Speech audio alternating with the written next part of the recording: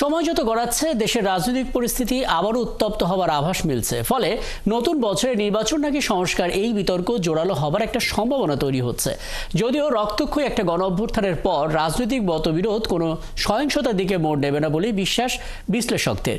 নির্বাচন বা সংস্কার যাই হোক না কেন, সেখানে জন আকাঙ্ক্ষার প্রতিফলন দেখতে চান রাজনৈতিক বিশ্লেষকরা, জানাচ্ছেন নয়নাদিত্য। মোটা দাগে বলা যায় 2025 সালের শেষ দিক থেকে 2026 সালের প্রথমার্ধের মধ্যে নির্বাচনের সময় নির্ধারণ করা যায়।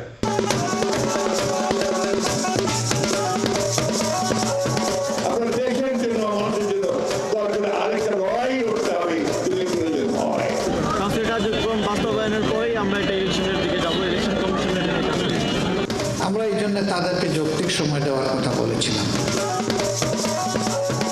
সময় যত গড়াচ্ছে নির্বাচনের দাবি ততই জোরালোভাবে সামনে আসতে শুরু করেছে। দ্বিতীয়বারের মতো দেশের রাজনীতির মাঠে অনুপস্থিত আওয়ামী লীগ। এই মাঠের এখন বৃহত্তর অংশীদার বিএনপি ও জামায়াত ইসলাম।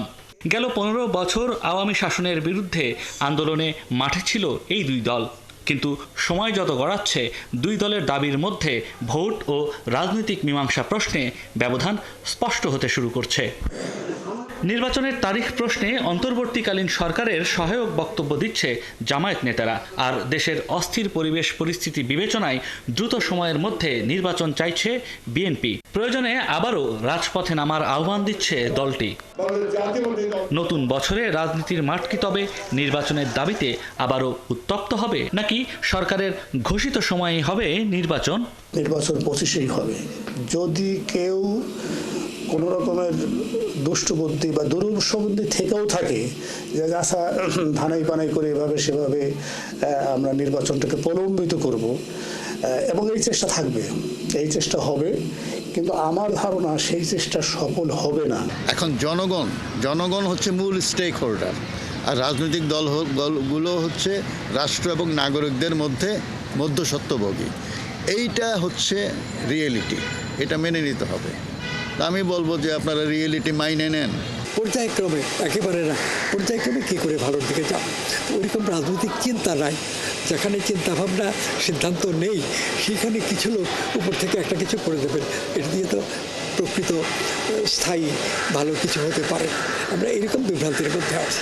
ভারতের সাথে সম্পর্ক, মিয়ানমারে চলমান উত্তেজনা, আরাকানে সম্ভাব্য নতুন ভূখণ্ডের উদ্ভব, সব মিলিয়ে নতুন বছরে নানামুখী আন্তর্জাতিক চাপ বাড়ার সম্ভাবনা যেমন আছে, তেমনি চলমান সংস্কার ও নির্বাচন প্রশ্নেও নতুন বছরে থাকতে পারে বিদেশি তৎপরতা।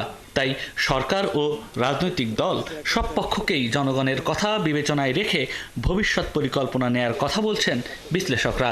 অবশ্যই এইটাই বড় ফ্যাক্টর হয়ে আসছে, যে কারণে আমাদের রাজনীতির মতো হয়নি।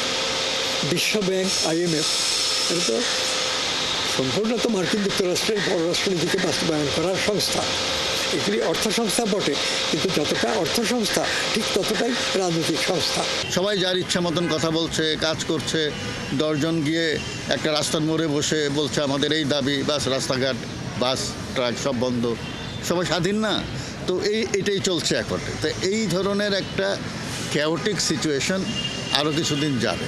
দিন শেষে রাজনীতি গন্তব্য। রাজনৈতিক নেতৃত্ব ছাড়া দেশকে এগিয়ে নেওয়া সম্ভব নয়। আবার সেই রাজনীতি জন আকাঙ্ক্ষা পূরণ না করলে কি হতে পারে, সেই উদাহরণ সৃষ্টি করেই ইতিহাসের পাতায় নাম লিখিয়েছে বিদায়ী বছর। নয়নাদিত্য, 71, ঢাকা।